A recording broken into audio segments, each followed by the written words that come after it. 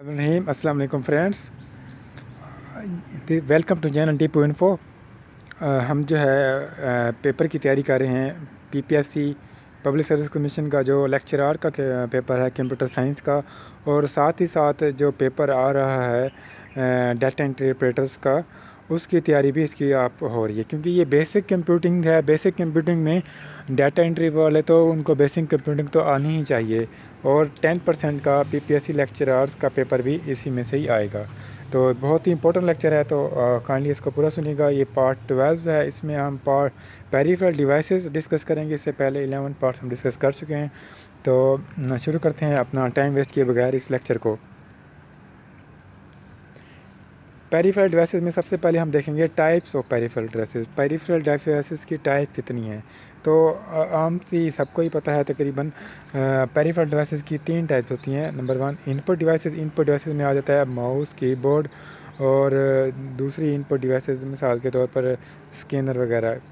और नंबर 2 पर है आउटपुट डिवाइसेस। आउटपुट डिवाइसेस हैं monitor, printer etc. Printer etc मतलब कि स्पीकर वगैरह भी हो सकते हैं।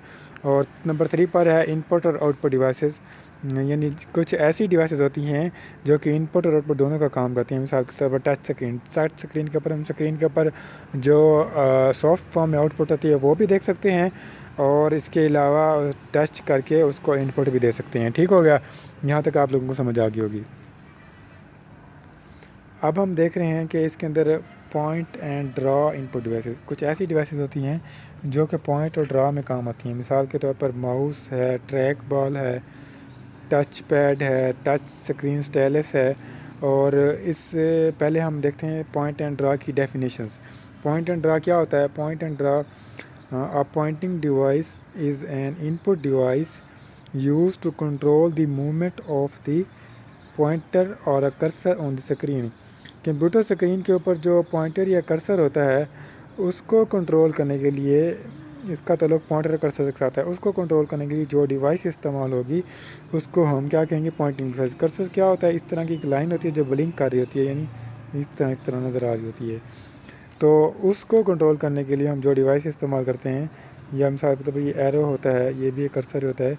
इसको कंट्रोल करने के लिए जो डिवाइस इस्तेमाल होते हैं उसे हम पॉइंटिंग डिवाइसेस कहते हैं। मिसाल के तौर पर माउस है, ट्रैक बॉल है, टच पैड है, टच स्क्रीन स्टेलस है। टच स्क्रीन स्टेलस मतलब है वो जो पेन होता है, उसको पेन को भी हम टच स्क्रीन स्टेलस कहते हैं, टच स्क्रीन। आगे हम पढ़ रहे हैं data scanning devices. Data scanning devices ऐसी डिवाइसेस होती हैं जिसको हम किसी हार्ट के ऊपर उसको स्कैन करते हैं, यानी उसकी रोशनी वगैरह डाल के वहाँ से डाटा को रीड आउट किया जाता है। तो डिफरेंट तरह की डाटा स्कैनिंग डिवाइसेस हैं। नंबर 1 है स्कैनर। स्कैनर का दूसरा नाम है ज़ेरोक्स। ज़ेरोक्स एक सेकंड नाम है स्कैनर का। अक्सर ये fill in the black MCQs में आ जाता है। The another name of scanner is Xerox, printer, monitor, इस तरह। तो आपने सही ऑप्शन सेलेक्ट करनी है Xerox. Xerox another name of scanner. Number 2 पर है bar code reader. Bar code reader क्या होता है? बार कोड रीडर भी एक डाटा स्कैनिंग डिवाइसेस है। इसको इस तरह हम डिफाइन करते हैं।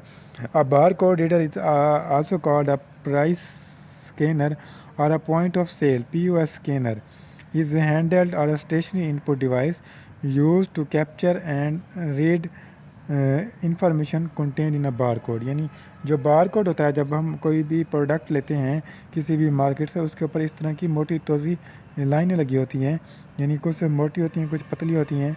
तो उस तरह की लाइनों को हम क्या कहते हैं? बार कोड कहते हैं। बार कोड रीडर उन लाइन को रीड आउट करने के लिए इस्तेमाल होता है। ठीक है ना? किसी भी पॉइंट ऑफ सेल के ऊपर जाते हैं तब हम उसको बार कोड रीडर को इस्तेमाल करते हैं। ठीक हो गया। बार कोड रीडर का दूसरा नाम क्या है? Price scanner. इससे प्राइस भी स्कैन की जाती है। किसी भी प्रोडक्ट के ऊपर जब हम ये बार कोड रीडर लेके जाते हैं तो उसकी प्राइस बता देगा। नंबर 3 डाटा स्कैनिंग डिवाइसेस है ऑप्टिकल कैरेक्टर रिकग्निशन, OCR भी से कहते हैं। ये किस लिए इस्तेमाल होती है? It is used for the recognition of a printed and written text character. कोई भी रिटन टेक्स्ट करेक्टर होता है उसको पढ़ने के लिए हम ऑप्टिकल करेक्टर रिकग्निशन इस्तेमाल करते हैं। मिसाल के तौर पर कोई आपका डॉक्यूमेंट है, आपने उसकी पिक्चर बना दी। पिक्चर बनाकर उस डॉक्यूमेंट के ऊपर कुछ प्रिंटेड टेक्स्ट भी था, तो आप OCR की मदद से उस प्रिंटेड टेक्स्ट को इमेज में से रीड आउट कर सकते हैं। ठीक हो गया।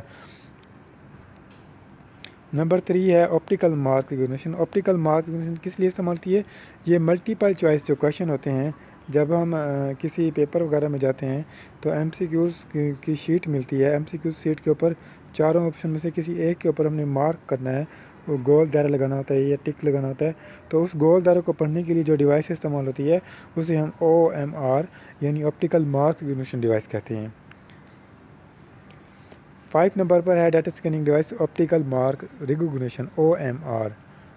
ठीक है ना, दोनों एक ही मैंने लिख दिए हैं।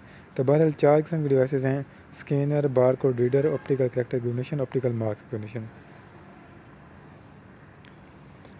अब नेक्स्ट आप छोटा सा एक क्विज़ है आपके लिए कि ये वाला क्विज़ मैं पिछले लेक्चर में पढ़ा चुका हूँ, तो आप ना इसको वहाँ से देख के या कहीं से सर्च करके मुझे बताएंगे। इनपुट डिवाइसेस को आप तो पता चल गई है कि इनपुट डिवाइसेस कौन सी होती हैं, कीबोर्ड, माउस और स्कैनर वगैरह। अब आपसे सवाल ये है, what is in output devices. ठीक है ना, आउटपुट डिवाइसेस क्या होती हैं, what is output devices. Output devices की आपने डेफिनेशन बतानी है। तो अगर आप बताएंगे तो आपका इसमें आपकी प्रिपरेशन भी हो जाएगी और पार्टिसिपेशन भी हो जाएगी। Thanks for watching my video. Please more update please subscribe my channel and like share and comments. Okay, अल्लाह हाफिज़।